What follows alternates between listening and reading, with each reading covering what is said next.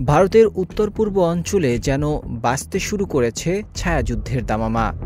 মিজোরামের মুখ্যমন্ত্রী লালদুহমা বিধানসভায় দাঁড়িয়ে বললেন, ভারতের মাটিতে পা রেখেই পশ্চিমা ভাড়াটে যোদ্ধারা প্রবেশ করছে মিয়ানমারে। এই দাবি করার সাথে সাথে দেশজুড়ে সৃষ্টি হয় উত্তেজনার। মুখ্যমন্ত্রী জানান, 2023 সালের জুন থেকে ডিসেম্বর পর্যন্ত অন্তত 2000 বিদেশি মিজোরামে প্রবেশ করেছে, কিন্তু আইজল শহরের রাস্তায় তাদের তেমন দেখা যায়নি। তাহলে তারা কোথায় গেল?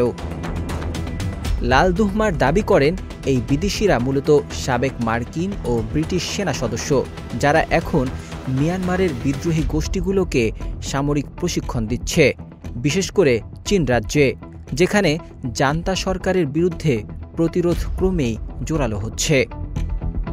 এই দাবির পরেই ভারতীয় গণমাধ্যম নড়ে চড়ে বসে। এ নিয়ে টাইমস অফ ইন্ডিয়া একটি প্রতিবেদন প্রকাশ করে, যার শিরোনাম ছিল মিজোরাম ভাড়াটে সৈনিকদের জন্য মিয়ানমারে ঢোকার প্রবেশপথ। ওই প্রতিবেদনে মিয়ানমারের একাধিক বিদ্রোহী নেতার উদ্ধৃতি দিয়ে বলা হয়, তারা পশ্চিমা সামরিক বাহিনী থেকে প্রশিক্ষণ পাচ্ছে, বিশেষ করে যুক্তরাষ্ট্র ও ব্রিটেনের প্রাক্তন সেনাদের কাছ থেকে। পরিস্থিতি আরও ভয়াবহ হয় গত মাসে, যখন লেংপুই বিমানবন্দর থেকে 2 মার্কিন নাগরিককে আটক করে ভারতীয় গোয়েন্দারা। তারা চট্টগ্রামে কুকি-চিন ন্যাশনাল ফ্রন্ট কেএনএফ-এর সাথে সরাসরি যুক্ত। গোয়েন্দারা বলছেন, কেএনএফ মিয়ানমার ও বাংলাদেশের পার্বত্য অঞ্চলে একটি জাতিগত রাষ্ট্র গঠনের লক্ষ্যে কাজ করছে, যার কৌশলগত গুরুত্ব ভারতীয় সীমান্তের নিরাপত্তার জন্য হুমকি হয়ে উঠছে। মিজোরামের 510 কিলোমিটার দীর্ঘ আন্তর্জাতিক সীমান্ত বরাবর এখন নজরদারি জোরদার করা হয়েছে।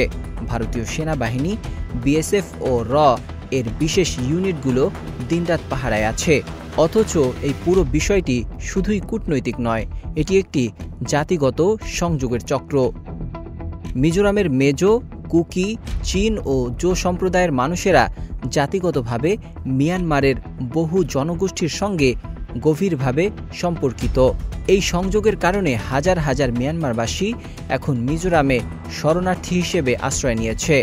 ভারত সরকার আপাতত মানবিক বিবেচনায় তাদের থাকতে দিচ্ছে, কিন্তু এদের ভেতরেই ঢুকে পড়ছে সেই ভাড়াটে সৈনিকরা, আর এরাই এখন গোয়েন্দা সংস্থাগুলোর মাথা ব্যথার কারণ।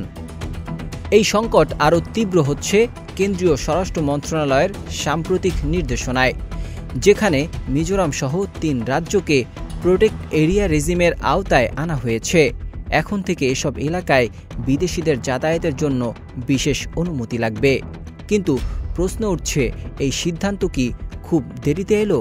এতদিন ধরে যদি সাবেক পেশাদার সেনারা সীমান্ত অতিক্রম করে মিয়ানমারে ঢুকে থাকে, তবে ভারতের কৌশলগত নিরাপত্তায় যে মারাত্মক ফাঁক ছিল তা অস্বীকার করার উপায় নেই। বিশ্লেষকরা বলছেন, এই পুরো বিষয়টি দক্ষিণ ও দক্ষিণ পূর্ব এশিয়ার একটি নতুন ভূরাজনৈতিক যুদ্ধের অঙ্গ। যুক্তরাষ্ট্র ও চীন যখন পরোক্ষভাবে নিজেদের প্রভাব বিস্তারের খেলায় ব্যস্ত, তখন মিজোরামের মতো এক মৌন রাজ্য হয়তো পরিণত হচ্ছে পরবর্তী প্রক্সি যুদ্ধের ক্যানভাসে। মিজোরামের মুখ্যমন্ত্রী লালদুহমারের বক্তব্য যে নিছক রাজনৈতিক বাগাড়ম্বর নয়, তা এখন পরিণত হচ্ছে গোয়েন্দা সংস্থার টানটান তৎপরতায়।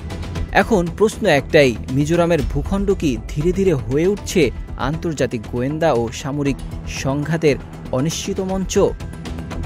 চলমান এই উত্তেজনার এই বাস্তবতায় মিজোরামের ভবিষ্যৎ এখন শুধুই রাজ্য সরকারের হাতে নেই। এই রাজ্যকে গভীরভাবে নিরীক্ষণ করছে নয়াদিল্লি, আর আড়াল থেকে তাকিয়ে আছে বিশ্বের শক্তিধর রাষ্ট্রগুলো।